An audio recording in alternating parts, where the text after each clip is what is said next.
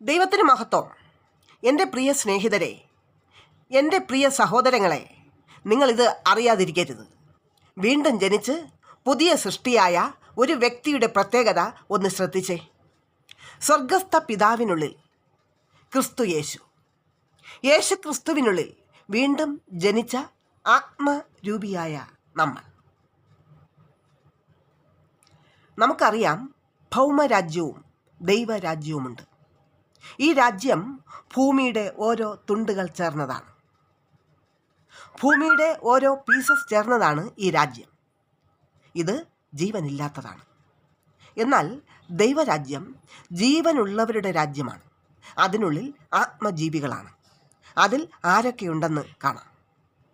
അത്യുന്നതനായ ദൈവം, ആ പിതാവിനുള്ളിൽ പുത്രനായ ക്രിസ്തു, ആ ക്രിസ്തു യേശുവിനുള്ളിൽ നമ്മൾ, ആത്മജീവികളായ ദൈവപുത്രർ. വെളിപ്പാട് 21:3. സിംഹാസനത്തിൽ നിന്ന് ഒരു മഹാശബ്ദം പറയുന്നതായി ഞാൻ കേട്ടത്, ഇതാ മനുഷ്യരോട് കൂടെ ദൈവത്തിൻ്റെ കൂടാരം, അവൻ അവരോടുകൂടെ വസിക്കും, അവർ അവൻ്റെ ജനമായിരിക്കും. പിതാവായ ദൈവമെന്ന കൂടാരത്തിനുള്ളിൽ, യേശുക്രിസ്തുവിനുള്ളിൽ വീണ്ടും ജനിച്ച മക്കൾ, ദൈവപുത്രന്മാർ. ഉള്ളിലായാണ് നമ്മുടെ വാസം. ഇതാണ് ദൈവരാജ്യം. Praise God.